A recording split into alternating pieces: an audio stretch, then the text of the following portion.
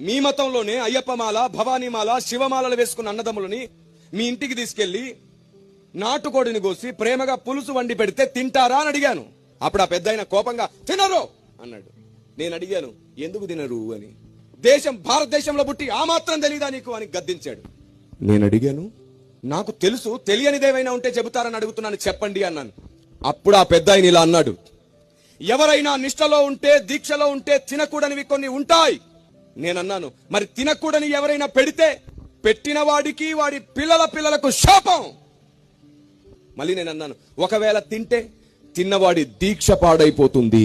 అప్పుడు అన్నాను నేను పెడితేనేమో శాపం వస్తుంది, తింటేనేమో దీక్ష పాడవుతుంది అంటున్నావు. 21 రోజు 41 రోజు దీక్షలో ఉంటేనే, నిష్టలో ఉంటేనే తినకూడనివి కొన్ని ఉంటాయని, పెడితే శాపం వస్తుందని, ఒకవేళ తింటే దీక్ష పాడైపోతుందని అంటున్నావే. మరి క్రైస్తవుడు బాప్తిసం ద్వారా జీవితకాలం నిష్టలో, దీక్షలో బతుకుతున్నాడు.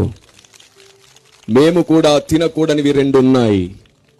1 విగ్రహముల ముందు బలిగా అర్పించింది, 2 నైవేద్యములుగా సమర్పించింది.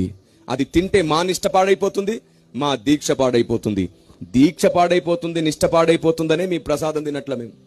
కానీ మీ ఇంటికి పిలిచి మీ కారంతో భోజనం పెట్టిన సంతోషంగా భోజనం చేస్తాం, మేము సంతోషంగా భోజనం చేస్తాం. ఇది క్రైస్తవ్యం. దేవునికి స్తోత్రం కలుగును గాక.